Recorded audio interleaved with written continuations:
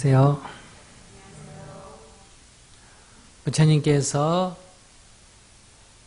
우르벨라 가섭 등 1,000명의 제자를 거느리고 왕사성을 향해서 가셨습니다. 이 보드가야에서 왕사성은 동쪽입니다. 한 80km 정도 되는데 한 200리 정도 되죠. 그 왕사성의 서문 밖 한 40리, 하루 거리 정도의 위치에서 부처님과 1,000명의 제자들이 머무르고 있을 때 빈비세라 왕은 가족과 대신을 이끌고 이곳까지 마중을 나왔습니다. 인도 당시의 풍속은 수행자를 존중하는 그런 문화였기 때문에 훌륭한 수행자가 자기 집이나 나라를 방문할 때는 반드시 나가서 영접을 합니다. 많은 불교인들은 빈비세라 왕이 부처님이 오신다니까 영접을 갔다 이렇게 생각하지만, 그러나 빈비세라 왕은 아직 부처님을 모를 때였기 때문에 사실은 우르벨라 가섭을 영접하러 갔다 이렇게 보는 게 더 나을 겁니다.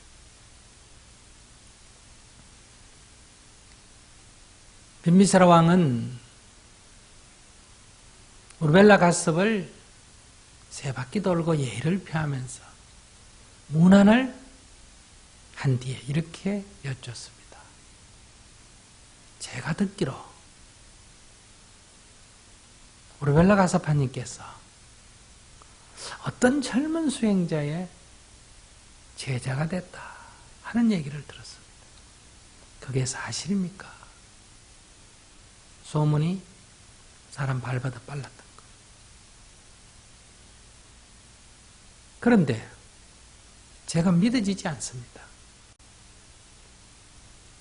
3살 먹은 어린아이가 80 먹은 노인을 보고 이 내 손자요, 이건 믿기가 쉽겠다는 거. 이게 더. 그러니까 우르벨라 가섭이 자리에서 일어나서 부처님을 3바퀴 돌고, 우리 금강경 표현들 한다면 편단, 우견, 우설, 착지, 합장, 공경 하는 그런 태도로 이분은 저희 스승이며 저는 이분의 제자입니다. 내가 이분을 뵙기 전에는 윤회의 씨앗을 심었습니다. 그런데 제가 이분을 뵙고 법을 깨치고 나서는 윤회의 씨앗을 버렸습니다. 이렇게 신앙 고백을 했어요. 이 윤회의 씨앗을 심는다는 것은 천상에 태어나기를 바라는 그런 제사의식을 했다는 얘기죠. 윤회의 씨앗을 버렸다는 건 뭐예요? 해탈과 열반을, 윤회고를 벗어나는 해탈로 나아갔다는 얘기죠. 이분은 참 굉장하신 분입니다. 이 부처님의 제자들의 한 특징인데, 세속으로 말하면 나이 차이가 굉장히 많은데도 부처님의 제자 가운데, 초기 제자 가운데는 대부분이 부처님보다 연세가 많으신 분들이 있었습니다. 그런데도 자신의 스승에 대한 그 예의, 태도가 정말 깍듯했습니다. 마음에서 우러나오는 그런 태도들이었죠. 왜 그러냐면 그것은 스승으로부터 법을 듣고 자기 인생이 바뀌었기 때문에. 그때야 왕이 부처님을 향해서 예를 취하고 부처님께 법을 청했던 것. 그래 부처님께서 이 빈비세라 왕을 위해서 법을 설했고, 빈비세라 왕 또한 깨달음을 얻었습니다. 너무너무 기뻤어. 그래서 이렇게 자기 신앙 고백을 했어요. 부처님, 제가 젊은 황제할 때 저에게 간절한 5가지 소원이 있었습니다. 첫째는 제가 왕이 되는 거고, 왕자라고 다 왕이 되는 거 아니죠. 임금이 부인도 여럿이 두고 이러기 때문에 왕자가 많습니다. 그래서 왕위 쟁탈전이 심하지 않습니다. 첫째는 내가 왕이 되는 거고, 둘째는 내 나라에 부처님이 출현하는 거고, 셋째는 내가 부처님을 칭견하는 거고,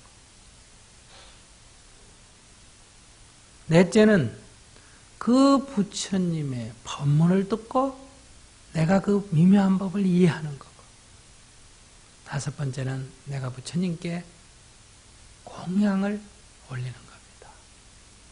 그런데 부처님이시여, 이 기적 같은 일이 지금 일어났습니다. 왕이 됐고 내 나라에 부처님이 출현했고 내가 부처님을 칭견했고 그 법을 듣고 깨쳤다.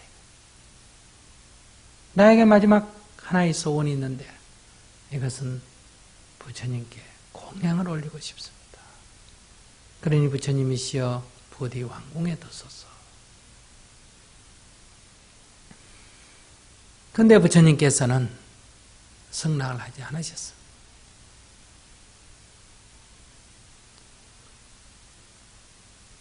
나 같았으면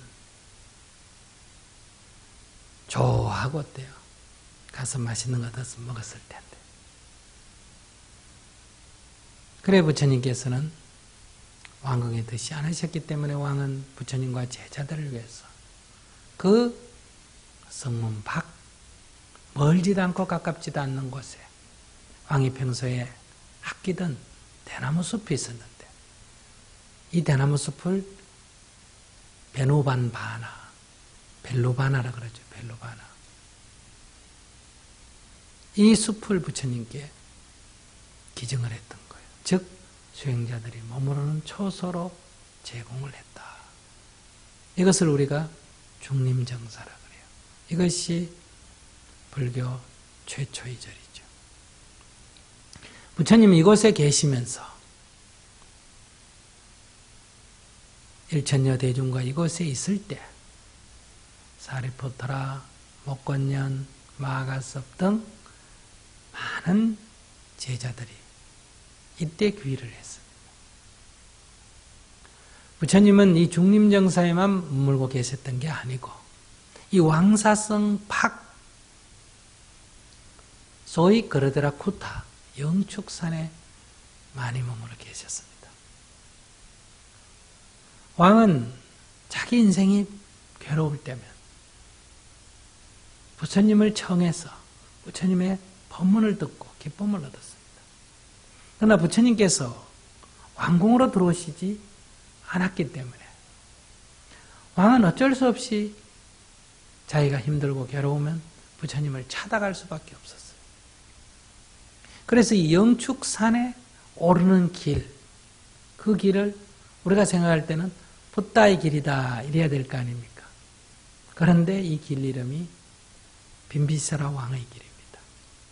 왕이 부처님을 뵈러 그 산을 올랐기 때문에 신하들은 왕이 다니기 쉽도록 어때? 길을 닦았던 거예요.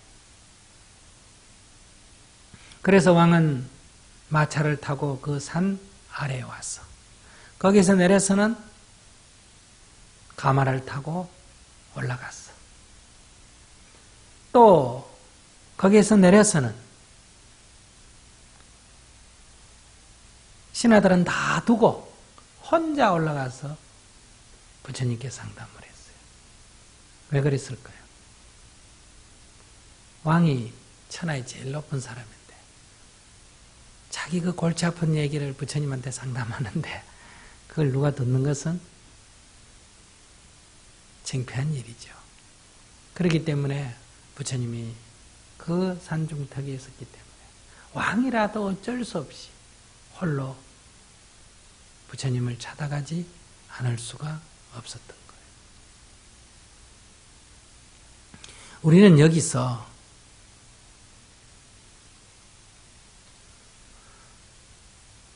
우리가 갖고 있는 어떤 가치관, 즉 행복이 재물과 사회적 지위와 인기와 건강과 자식이라든지 뭐 이런 걸 갖고 우리가 보통 복이라고 말하지 않습니까? 이 복을 구하기 위해서 우리가 얼마나 노력하고 그것도 부족해서 얼마나 빕니까? 근데 빈비시라 왕은 이 세상에서 제일 높은 지위를 가지고 제일 많은 재산을 가지고 있지 않습니까? 요즘식으로 말하면 제일 좋은 차를 타고 다녔잖아요. 제일 좋은 마차를 타고 제일 좋은 옷을 입고 제일 맛있는 음식을 먹고 제일 귀한 보석을 차고 많은 호위병이 그를 보호했고 차나 이쁘다는 여자는 다 불러 모아서 궁중에서 알게 했지 않습니까? 그러니 거기에 자식도 또한 얼마나 많이 낳습니까? 강력하다 보니까 주변에 있는 작은 나라를 쳐서 나라도 크게 넓혔죠. 절대 권력을 가졌단 말이에요. 그런데 뭐가 부족하겠어요? 그런데도 불구하고 이 빈비사라 왕은 번뇌가 많고 괴로움이 많고 인생이 괴로웠던 거예요. 그에 비해서 부처님은 아무것도 없었잖아요. 집도 없죠. 신발도 없죠. 옷도 다 떨어진 분소이 한 벌이죠. 밥도 남 집에 가서 얻어먹죠. 자식도 없죠. 가족도 없죠. 호위병도 없죠. 아무것도 가진 게 없지 않습니까? 아무것도 가진 게 없는 부처님은 마음이 편안하고 아무런 호위병이 없는데도 두려움이 없고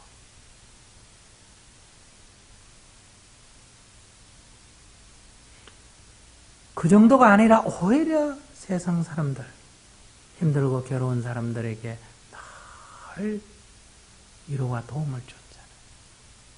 그런데 왕은 세상에 제일 좋은 것, 제일 많이 가지고 있으면서도 늘 부족했지 않습니까? 돕기는커녕 지금도 어디든지 예쁜 여자 있다면 뺏어와야지. 맛있는 음식이 있다면 가져와야지. 좋은 보석이 있다면 가져와야지. 좋은 말 있다 해도 가져와야지. 다 뺏지 않습니까?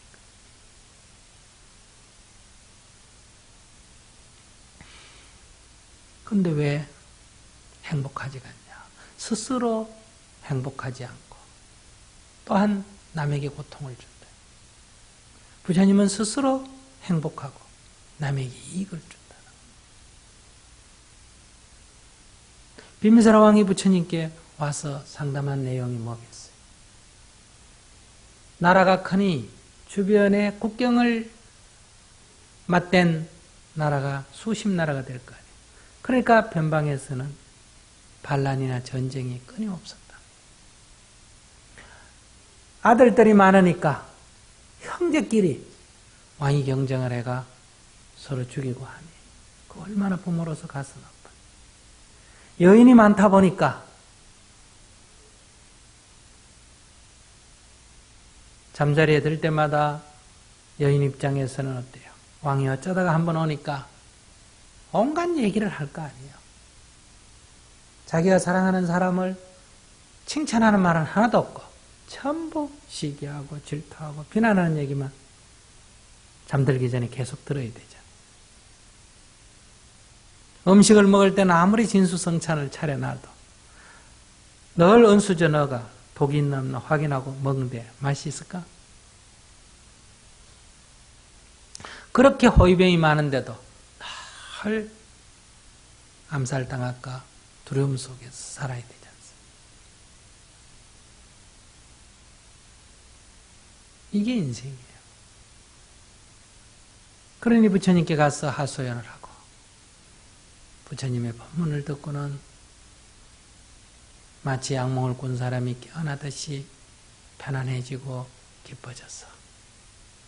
그렇게 돌아오곤 했던 거예요. 여기서 우리는 왕이 부처님의 제자가 됐다. 이런 생각만 하면 안 돼요. 이런 생각만 하면 여러분들은 아, 왕이 부처님께 뭘 많이 해드렸겠구나. 이렇게 생각하죠. 부처님이 집이 필요하다면 집 지어줬을 거예요. 옷이 필요하다면 옷도 해드렸을 거고, 음식이 필요하면 음식도 줬을 거고, 마차가 필요하다면 마차도 줬을 거고.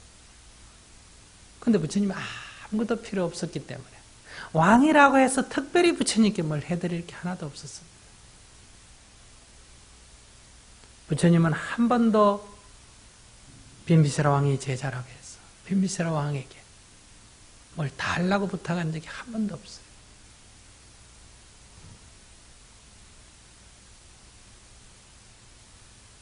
그런데 오늘 우리가 이 미묘한 불법을 듣고 깨쳐서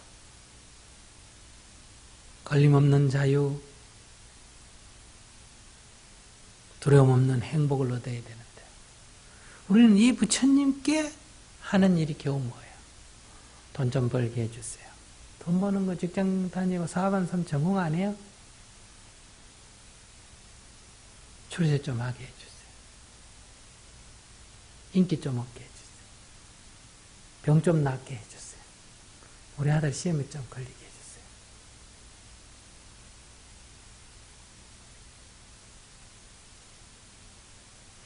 이것은 나 왕되게 해주세요 이 말 아니에요. 부처님이 왕위를 버리셨는데 우리는 부처님의 이름을 빌어서 나 왕되게 해주세요.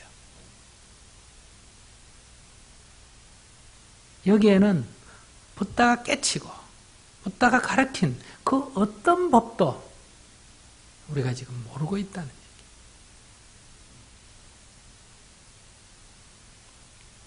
부처님이 출가하셔서 스승을 찾아 정진할 때 그때 이 왕사성 근방 소위 빗브라 언덕, 바이바라 언덕이라고 하는 이 언덕에서 정진을 할 때 어느 날 이 빈비사라 왕을 만났어요.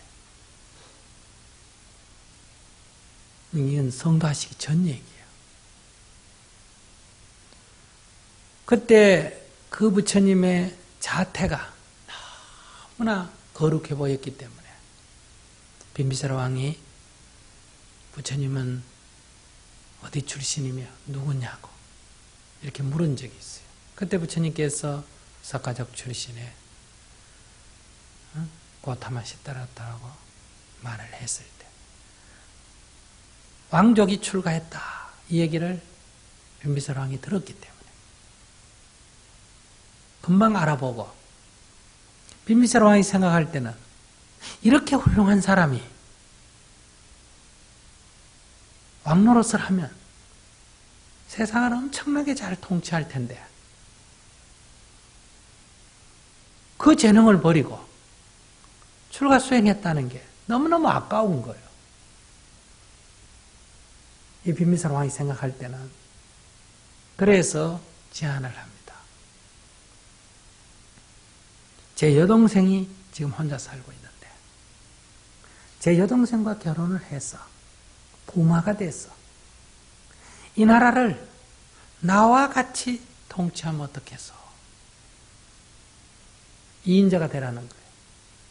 작은 나라의 왕보다는 큰 나라의 부통령이 낫죠. 그런데 부처님께서 거기를 적으셨어요. 그때 빈비사라 왕이 생각할 때 2인자 되라니까 양이 안 차서 그런 줄 알고 당신 같은 사람이 나보다도 이 나라를 다스리는 게 훨씬 더 낫겠다. 그러니 내가 왕위를 물려줄 테니까 당신이 이 나라 왕이 되시오. 한국 대통령 하다 그만둔 사람 보고 뭐라고? 미국 대통령 하라는 거예요. 근데 부처님께서 또 거절을 하셨어요. 그러자 빈비설 왕이 생각할 때 이 남나라를 갖는 게 미안해서 그런 줄 알고 그러면 내가 군대를 줄 테니까 남나라를 쳐서 대제국을 건설하시오. 그때 부처님께서 이렇게 말했습니다. 자기 입안에 있는 가래를 더럽다고 뱉은 사람이 더 큰 가래를 보고 집어먹는 사람이 있겠소. 여기서 가래라고 표현한 게 뭘까? 이 세속적인 걸 말하죠. 그것이 해탈의 길이 아니라고 자기에게 주어진 것도 버렸는데 자기 입안에 있는 것도 뱉어버렸는데 남의 입안에 있는 것을 가져다 먹는 사람이 있겠느냐. 그만큼 거기에 대한 이해와 인식이 아주 분명했던 대왕이시여, 내 나라의 왕도 제가 스스로 버렸는데 내 사랑하는 아내도 자식도 두고 왔는데 이 길을 위해서 내가 왜 지금 새삼스럽게 또 결혼을 하며 또 자식을 낳고 또 그 길을 가겠느냐. 내 나라의 왕위도 버렸는데 왜 내가 남이 하는 나라를 왕위를 내가 계승하겠냐. 내 나라의 왕위도 버렸는데 내가 왜 군대를 가지고 남의 나라를 뺏겠느냐. 그러니 대왕이시여 그런 말을 하지 마시오. 이러한 부처님의 얘기를 듣고 빈비사라 왕은 이분은 참으로 보통 수행자가 아니다. 이분은 정말 위없는 깨달음을 얻겠구나. 그래서 당신이 위없는 깨달음을 얻게 되면 반드시 나를 구제해 주시오. 나에게 법을 설해서 나도 깨닫게 해 주시오. 이렇게 요청을 했던 것이고 부처님은 그때 약속을 하셨고 그 약속을 지키셔서 빈비사라 왕은 돌아가실 때까지 부처님의 충실한 제가 신자였고 여러 어려울 때마다 부처님의 가르침을 듣고 그에 따라 마음의 평화를 얻었습니다. 그러니 우리 불자님들도 머리를 깎고 스님이 되지 않는다 하더라도 불자는 법에 귀해서 깨달음을 얻어서 열반과 해탈을 증득하는 게 불자지 복을 비는 게 불자가 아니다. 이걸 꼭 알고 계셨으면 합니다.